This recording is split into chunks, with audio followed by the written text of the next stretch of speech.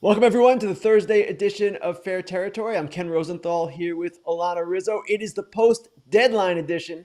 And Alanna, we have a ton to talk about. We've got winners, we've got losers. But let's start by just talking about how this deadline went down. It was a little different. It was a little different. Don't forget to get your questions into the chat for Grillin Ken coming up. We appreciate you guys here on Fair Territory. And Ken, let me ask you this. I feel as if really the only two players that could have changed the landscape of the postseason picture are still with their respective teams. They didn't move. You're talking about Blake Snell and Tarek Skubal. And I would agree, Alanna, there were no earth-shattering moves here. But we did see moves around the edges for certain teams. And moves that they intend to help them down the stretch and into the postseason. Now, it's always difficult to predict which players might have the greatest impact, but I do expect that some of the guys that moved are going to make meaningful differences for their teams. The kind that you're talking about with Skubal and Snell, a guy dominating like CC Sabathia did that one year for the Brewers. No, it's not going to be like that. But I do expect that there will be some improvements with some clubs, and some of these deals will prove fruitless. That's what always happens. All right, let's talk about some of the winners and the non-winners of the respective trade deadline as we get into the lead here, Kenny. And I think for the first winner for me, it's the New York Yankees. Obviously, Jazz Chisholm gives them a boost as far as personality is concerned. They're undefeated since the acquisition of the dynamic outfielder. Of course, they get two relief pitchers rather in Mark Leiter Jr. and De Los Santos. I thought perhaps that they were going to get a lefty in the bullpen as far as that is concerned. Obviously, Clay Holmes hasn't been the best as far as struggling since the start of June with an ERA above 4. So, what do you think though about adding the two right-handed relievers and Jazz Chisholm? They needed swing and miss in the bullpen, and they got it. So that was a positive for them. If they had gotten Jack Flaherty as well, boy, it would have been an amazing deadline, in my opinion, for them. I was a little concerned initially, and still am concerned about Jazz Chisholm Jr. at third base, position he had never played professionally, but so far so good. The guy is an athlete, and again, he has made an impact so far. My first winner would be the St. Louis Cardinals. And the Okay. St. Louis Cardinals did what I thought was kind of a remarkable thing. They acquired Eric Fedde and Tommy Pham in that three-team deal with the Dodgers and White Sox, and they did it by giving up a player who hasn't even played for them this year in Tommy Edman. So to me, that was a really positive move for them. And Eric Fedde is the stabilizer they wanted for the rotation. He was a very much coveted player. Tommy Pham, we've seen what he has done already. I'll have more on him later. And it just seemed to me that was a really big step for a general manager, president of baseball operations, John Mozeliak, who has taken some criticism in the past for not being aggressive enough. And they also got the reliever, Sean Armstrong. Yeah, it's crazy to think that the Cardinals are really very much in this thing because at the beginning of the season and really up until about a month ago, I wasn't certain they were going to make the postseason, but they addressed the starting pitching need, as you mentioned, with Eric Fedde. The number two winner for me, I would say, is the Los Angeles Dodgers. The reason being is I love the Jack Flaherty move, and I also like the Michael Kopech move. I do think that Kopech will really help them in the bullpen, and Jack Flaherty, obviously, when healthy, and you did a tremendous job, talking about the fact that he did have some back issues, and that's why the New York Yankees passed on him. But I do think with the rotation that has been decimated by injury, Ken, that Jack Flaherty is a good fit in Los Angeles. You mentioned Tommy Edman, obviously hasn't played yet, but he's hopefully going to fill a void there as far as the middle part of the infield is concerned with the injuries that they have to Chris Taylor and Miguel Rojas and Max Muncy. I'm with you, Alana. They did well, and they needed to do well because the team that is chasing them, suddenly 4.5 games back, is my other winner here. And I'm talking, of course, about the San Diego Padres. And to assess them properly, you really have to go back to spring training when they got Dylan Cease, and then they acquired Luis Arias, and then at the deadline, these four players, the two names in the middle being the most prominent, Tanner Scott and Jason Adam, they've built a super bullpen. And I talked about this on Foul Territory. AJ Preller trades prospects like no one else. He acquires big name talent like no one else. And you wonder, man, when is this going to crash? And I've wondered this, and I've said it repeatedly. They're going to run out. It's going to be a problem for them. And yet he seems to keep replenishing the system. And as I said also on Foul Territory, their window is not forever here. And they need to win in the next couple of years because Manny Machado is getting older, Xander Bogaerts is getting older, and their pitching is kind of in an uncertain state. They're starting pitching. So before the deadline started, I asked the GM on another team, I said, hey, do you think AJ Preller will be trying to save his job and he'll be aggressive because of that? Or will he just be aggressive because he's always aggressive?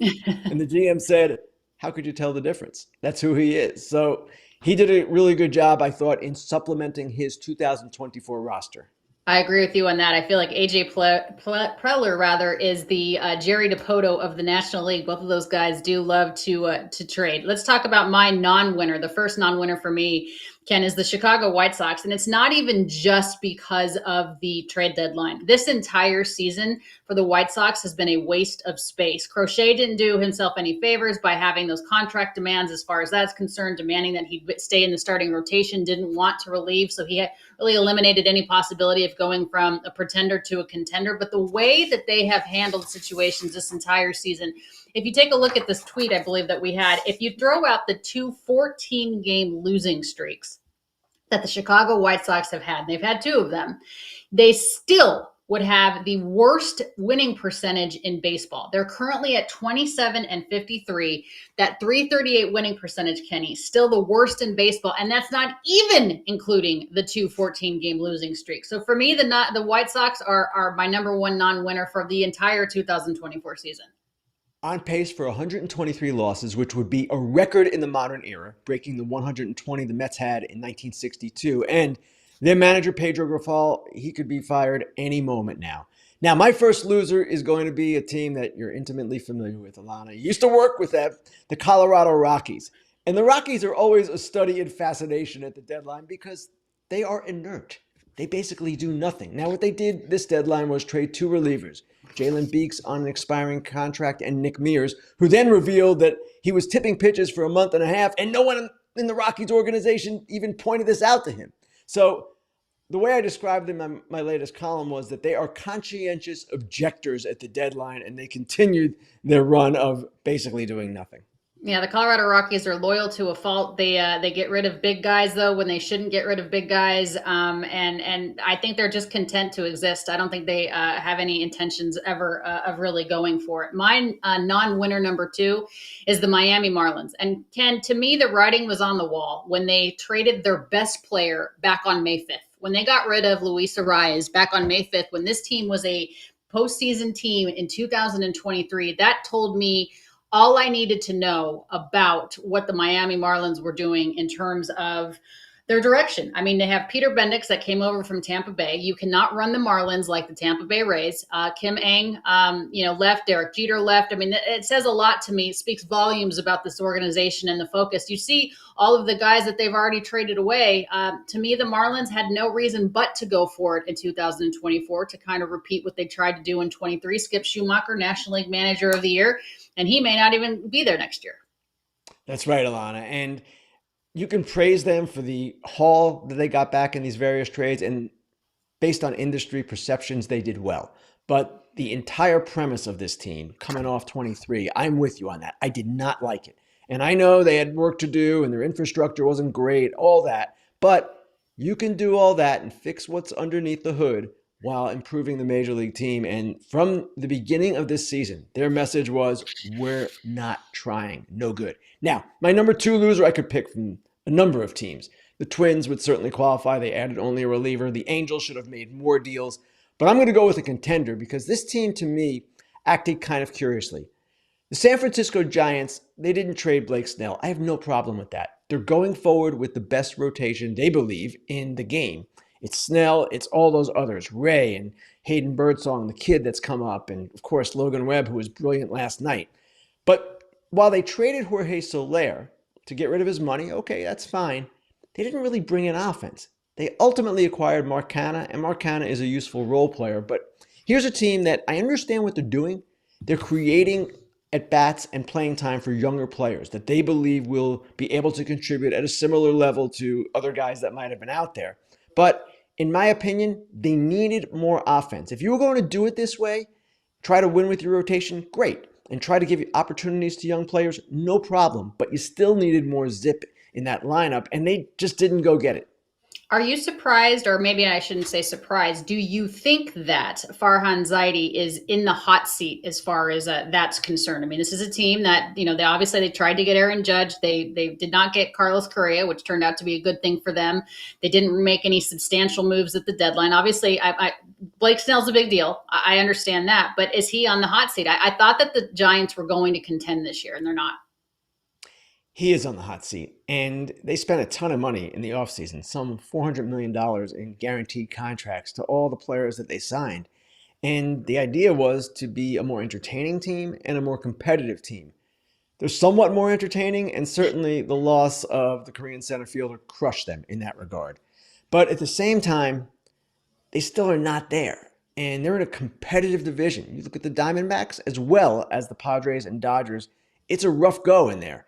So I don't know where they're going with this, and who knows, Alanna, maybe they make the playoffs because they can ride the backs of their rotation and Zaidi's safe. But there is a lot of discontent in that fan base, a lot of people who want to see more out of this team. So while he got an extension just recently, yeah, I would imagine he is on the hot seat. I wanted Blake Snell to go to Los Angeles for obvious reasons, but there's no way that they would trade within the division, certainly not to their arch rival. We talked about it a little bit, Ken, as my number one loser of the trade deadline, really for 2024. But my goodness, the White Sox are historically bad. Where does this franchise go from here? I'm not sure. And there was some criticism within the industry of the haul that they got at the deadline for the three major leaguers they traded in that three-team deal. Remember, they traded Eric Fetty with another year of control, Michael Kopech with another year of control, Tommy Pham expiring contract. You trade those three guys and you only get back Miguel Vargas and two prospects that are decent, but not like top 100 guys. That's questionable. And a lot of people were questioning that. And Alanna, I will say again, as I've said throughout the deadline, you never know. It might turn out that the next Fernando Tatis Jr. is in this trade and they got him. But at the same time, they needed to do better. And I almost think they should have separated those guys and gotten better value for them that way. The Cardinals really wanted Pham, I get it. But at the same time, you wonder where they're going because the Dylan Cease trade, that was not well received by the industry either. And this one as well, the same kind of thing. Doesn't mean they made bad trades. That is not something that will be determined for several more years, but they are a complete mess. And yeah, they're going to change managers, I would imagine, either today or the next few days because they want to get someone in there who will be better with their younger players as they start to promote the prospect Montgomery and some of the others in their organization. It is a losing culture. It is a losing organization. And obviously, they've got some work to do. I talked to you about the Rockies being too loyal at times. Is Reinsdorf too loyal?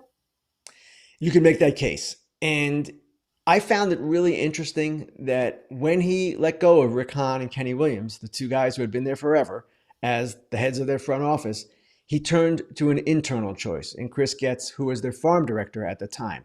Now, Chris Getz is a really smart guy. He's a former player. He may very well turn out to be a really good GM.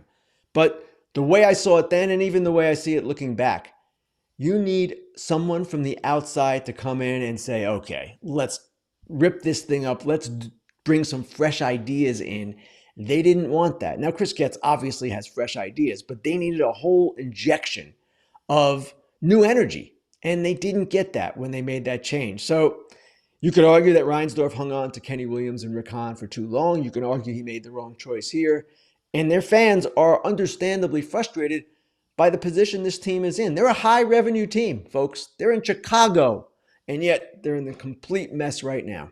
Yeah, Chicago baseball in general is a mess. And I think the fan base, Ken, could argue that Chris Getz is trading away guys that he failed to develop when he was the farm director for this team. All right, moving on a little bit to something that we're all positive about. Vuori, of course, you and I wearing Vuori shirts today. I legitimately love this stuff. I truly do. And we want to thank them for being a partner here on Fair Territory. It's an investment in your happiness, Ken. I'm telling you, look at how happy I am right now. Look at my face. For our listeners, they are offering 20% off your first purchase. Get yourself some of the most comfortable and versatile clothing on the planet at vuori.com/foul. That's VUORI.com/foul. Not only will you receive 20% off your first purchase, but enjoy free shipping on any U.S. orders over $75 and free returns. Go to vuori.com/foul and discover the versatility of Vuori clothing. I legitimately live in this stuff. I absolutely love it. All right, time now for Grillin Ken as we get into some of the questions here for Ken Rosenthal on this Monday episode of Fair Territory. Ken and Alanna, do you think Clay Holmes can be an effective postseason closer for the Yankees? If not him, who would be best? Again, they added 2 relievers, but they are both right-handed, swing and miss guys to the back end of that bullpen. What is your take on Clay Holmes? I don't think they have a choice. Clay Holmes is their closer, and they didn't go out and get Tanner Scott. So Clay Holmes, while he has struggled of late, has been really good over the last couple of years. They just need to get him right. It's almost like with Evan Phillips in Los Angeles with the Dodgers. Evan Phillips has been really good for a while now. Now he's struggling at the moment. Not to say that he can't come back and be what he was before. And it's the same with Clay Holmes. All right. There's another question here regarding the Arizona Diamondbacks from Sprucey_11. Level of concern for Snakes fans with Seawalk, Christian Walker, landing on the IL. Legit concern and high concern because it's an oblique. And obliques can be tricky. This was reported to be the mildest form, but I don't buy any of that. Until he's back, he's not ready, and we'll see where this goes because obliques, again, they sometimes take longer than people think. It's not that easy. I will say the Diamondbacks did really well to react quickly and get Josh Bell from the Marlins as a temporary replacement for Christian Walker. Christian Walker means an awful lot to that team. He's a huge part of their offense, their defense too. He's a great defender. So this is a blow, and let's just hope he gets back soon. Yeah, no question about it. He is a huge part of that team. Joe Mama has this question for you, Ken. Hey, Ken, I wonder which one is your pick? Old school baseball without analytics or baseball with analytics? Also, have you ever been thrown out of a game asking for a friend? Baseball with analytics is the preference, and that's kind of a weird choice. We're not going back to old baseball without analytics. It's not happening. We've advanced as a sport, we've advanced as a society, all these things. We have all this information, we can use it. Now, there is a legitimate question about the balance, and some teams go too far with the analytics, some teams don't pay enough attention perhaps to the human element. I believe actually it's changing and it's getting to a better place as far as the mix. Teams are paying more attention to makeup and things like that, but it's not like one or the other. You can't look at it that way. It's gone. The horse has left the barn. As for whether I've been ever thrown out of a game, no. The answer is no. I can't imagine you being thrown out of anything. Like I don't see you ever being to the point where Well, in like college, Alanna, in college, I'd go to an arcade back when people played pinball, and I'd stand in the machine, and they'd throw me out of the arcade. That did happen. You're such a bad boy, Ken Rosenthal. Oh, goodness. All right. You had mentioned that you thought the Angels could do more. Eric's VHS has the same question. Were the Angels asking too much for Taylor Ward, Rengifo, and Tyler Anderson? I don't know the answer to that. And more information perhaps on that will come in the days ahead. I will say this. While I didn't like it, and I thought the Angels should have taken advantage of a seller's market, they can still revisit this in the offseason. Each of those guys has an additional year of control. Taylor Ward has 2 years of control beyond this year. And once the offseason comes and the free agent market starts to percolate and the prices are high, then perhaps a guy like Rengifo in particular will look that much more attractive to teams. That said, the overarching question with the Angels always is, what is the plan? Where are we going with this? Are we tearing down? Are we going forward? Are we building up? If you're building up, well, that's questionable in the first place because Trout and Rendon are always injured. And also it's questionable because Arnie Moreno isn't going to spend the necessary money. So if you're not building up and you're not tearing down, you're caught in the middle, which is where they are, and it's a baseball purgatory. Yeah, it's a terrible place to be. And I tell you what, I don't know, but Anthony Rendon, I'm fed up with, and I shouldn't be. Like, I mean, maybe he's legitimately hurt all the time, but my God, the man does not play ever. Well, All I right. mean, Alanna, I love Mike Trout, but you can say the same thing about Same. Mike Trout. I agree. I agree. There's just a difference in personality, though. I think that's what gets me the Well, most. that's All right, true. so Yes. this is a from Jay. Sorry if I missed the answer to this. You didn't, Jay, because we haven't addressed it. Why would Mike Rizzo hold on to Kyle Finnegan when it seemed like he was a good time to sell relievers? All right, that one apparently is because there weren't offers that Rizzo found acceptable. He made really good deals for Lane Thomas for one and Hunter Harvey for another. And both those guys had an extra year of control like Kyle Finnegan. So at that point, I thought he would trade Finnegan too, but evidently nothing lined up at the end. And again, Finnegan's a guy you can trade in the offseason if you want. He'll be very valuable then. Not as valuable because it will be one pennant race he'll be available for instead of Mm-hmm. two, but it's not like it's over for them with Finnegan. Yeah, I think they're totally rebuilding as well there in Washington. How about this with the Atlanta Braves? What do you think about the future decision the Braves will have to make with the Soler trade? Two DH guys with him, Ozuna and Acuna, possibly needing some DH time. That question from Elon.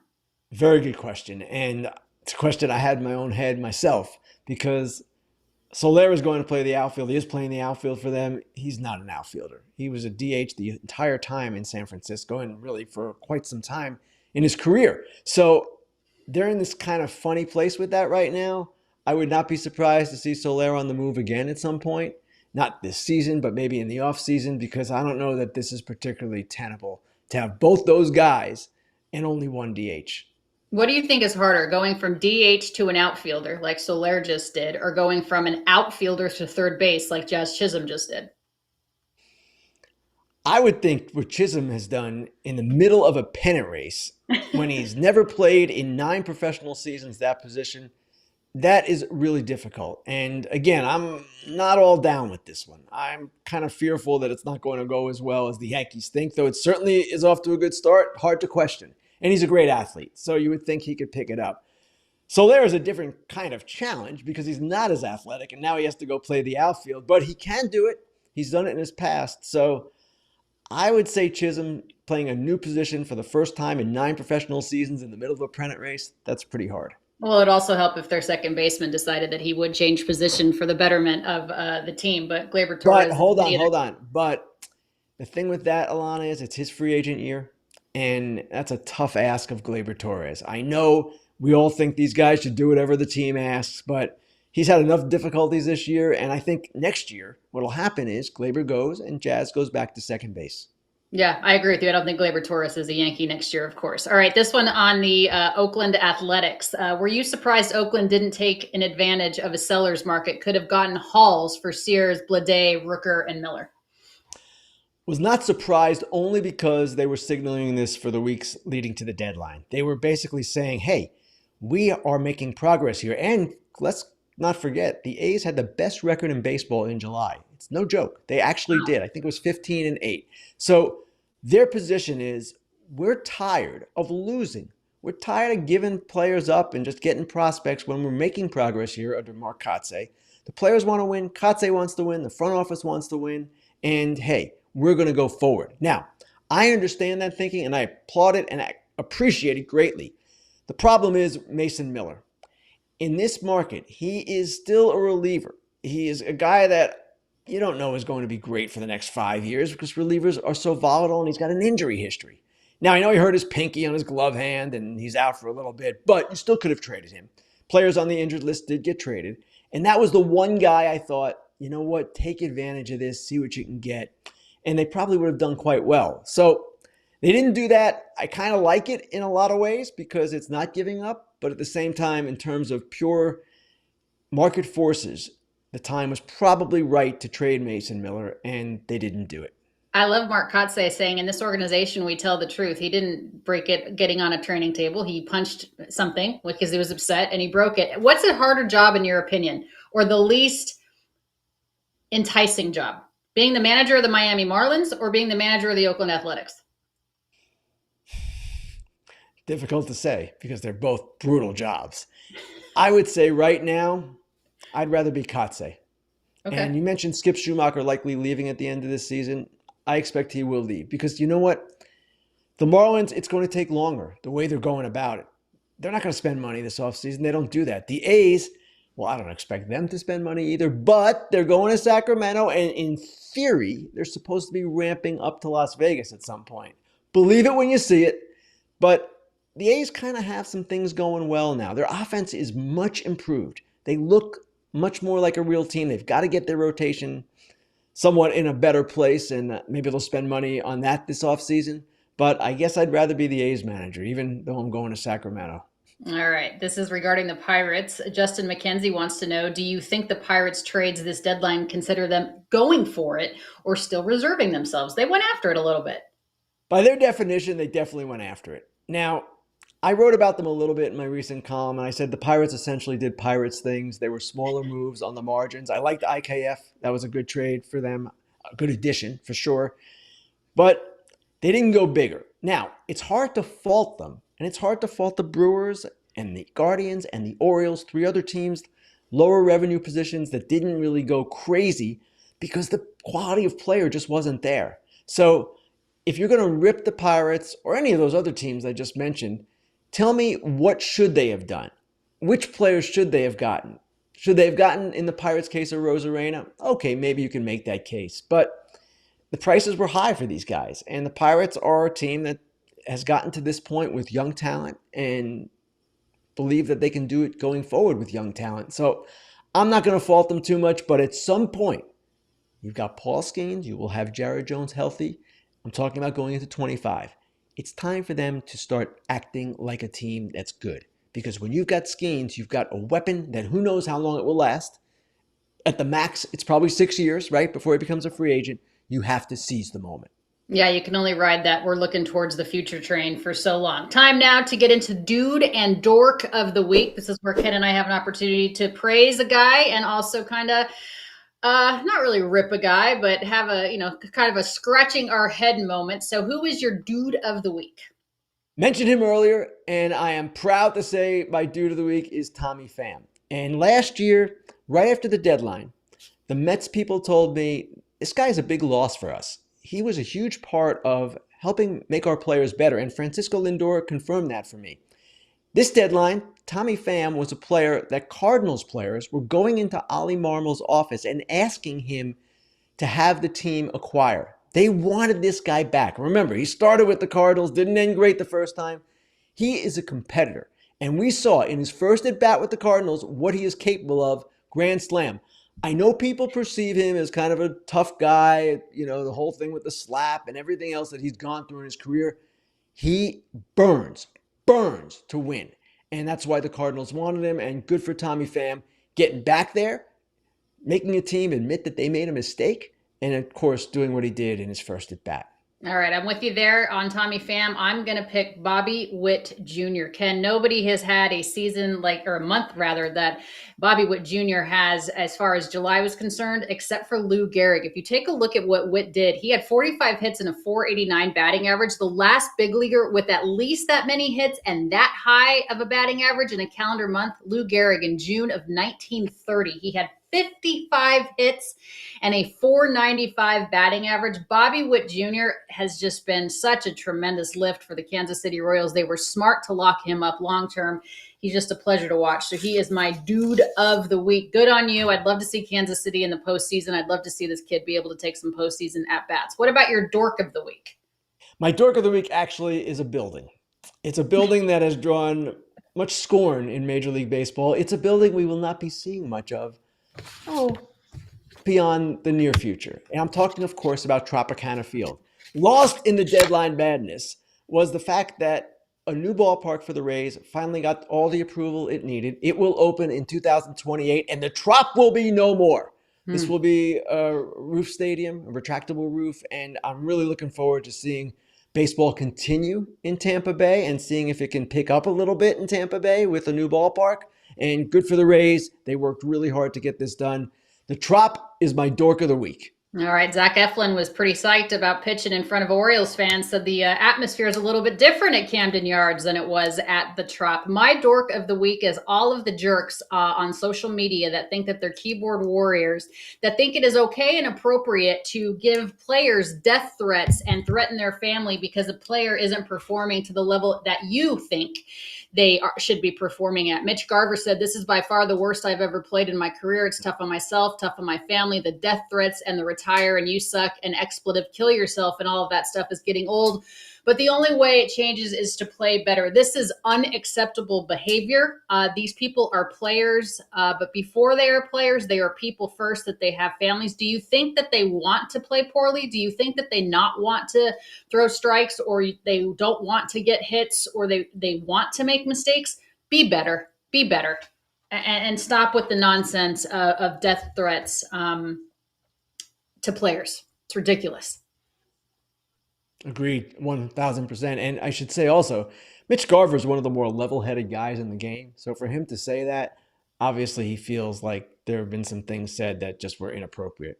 And honestly, it really affects the families. I have countless wives of players that have really been affected by this. When you start to threaten players' families, and particularly their children, that's a line that should never be crossed. And MLB security does get involved in these types of situations. And it's not just for players; it's you and I too, Ken. This has happened to us.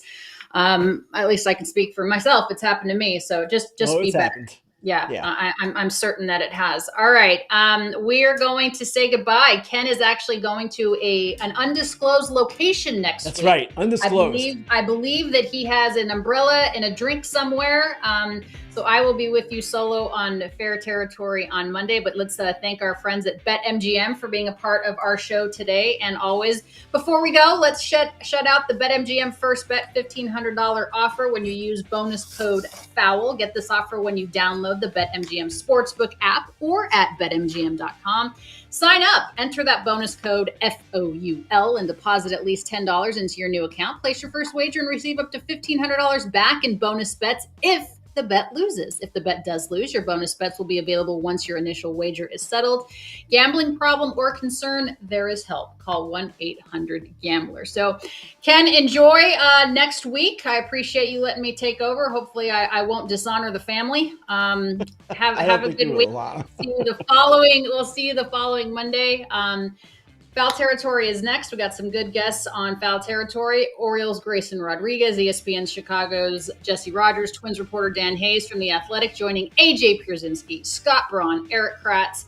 After that, it is Dodgers Territory with myself and Clint Pasillas. Thanks for being with us. Bye, Ken. We'll see you in a week. Thanks, Alana.